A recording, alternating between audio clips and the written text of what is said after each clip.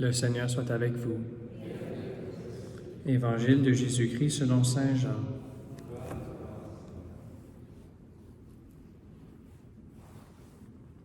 En ce temps-là, Jésus disait à ses disciples, « Amen, Amen, je vous le dis, ce que vous demanderez au Père en mon nom, il vous le donnera. Jusqu'à présent, vous n'avez rien demandé en mon nom. Demandez et vous recevrez.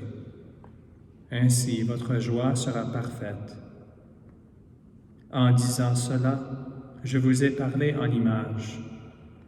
L'heure vient où je vous parlerai sans image et vous annoncerai ouvertement ce qui concerne le Père. Ce jour-là, vous demanderez en mon nom. Or, je ne vous dis pas que moi, je prierai le Père pour vous, car le Père lui-même vous aime, parce que vous m'avez aimé, et vous avez cru que c'est de Dieu que je suis sorti. Je suis sorti du Père, et je suis venu dans le monde. Maintenant, je quitte le monde, et je pars vers le Père. Acclamons la parole de Dieu.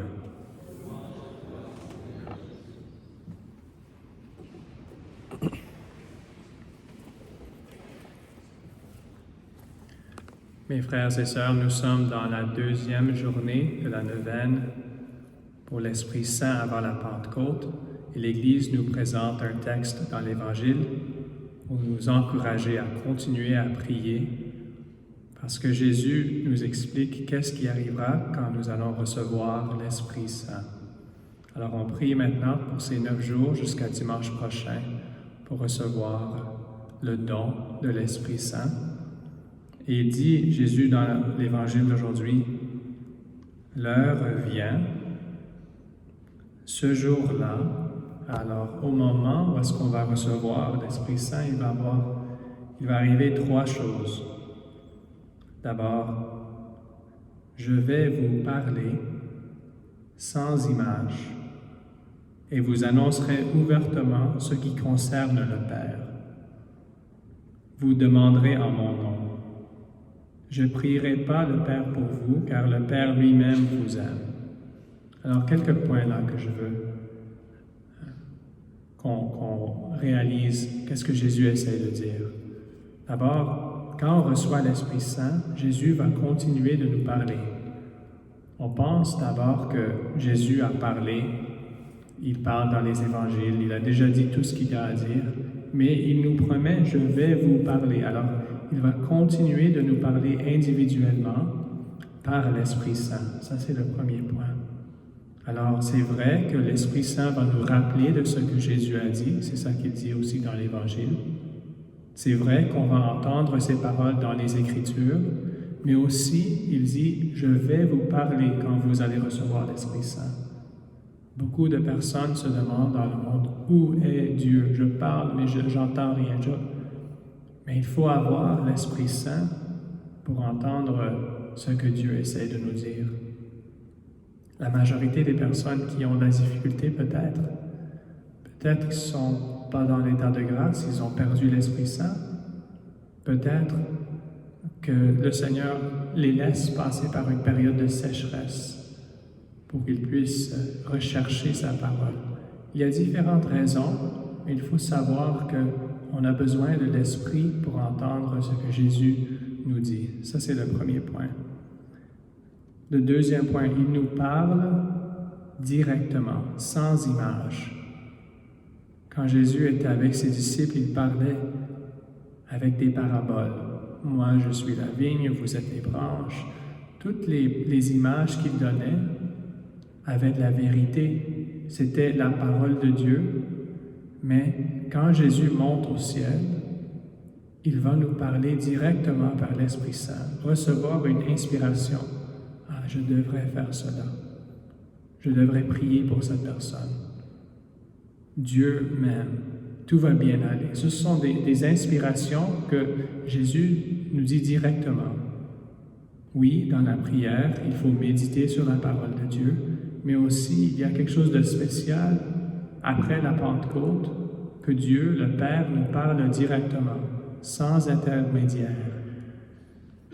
Le troisième point, c'est que nous pouvons parler avec Dieu aussi directement.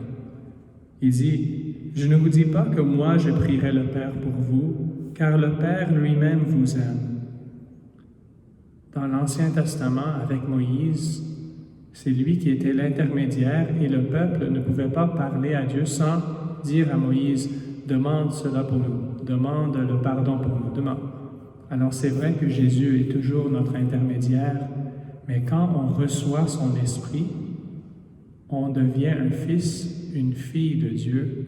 On peut parler directement à notre Père. Ça, c'est le don de l'Esprit Saint.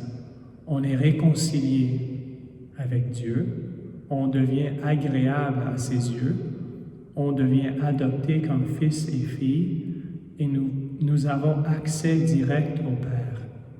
C'est pas que Dieu est très fâché contre nous, et si on demande à Jésus, Jésus va lui dire, OK, il dit, OK, pour toi, Jésus, Non, quand on reçoit l'Esprit de Dieu, on devient agréable à Dieu.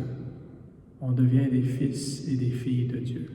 Ça, c'est quelques conséquences de la réception de l'Esprit Saint.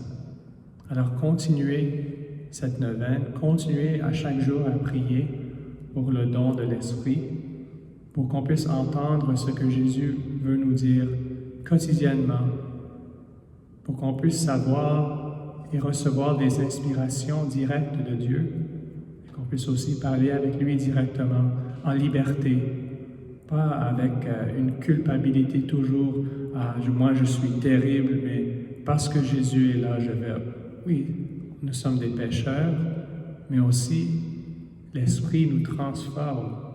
C'est pas comme la compréhension un peu évangélique, protestante, que nous sommes rien, nous sommes juste recouverts par la grâce de Jésus.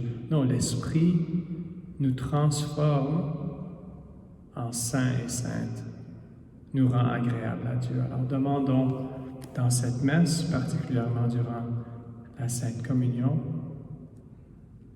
un don spécial de l'Esprit Saint, ce Pentecôte. Amen.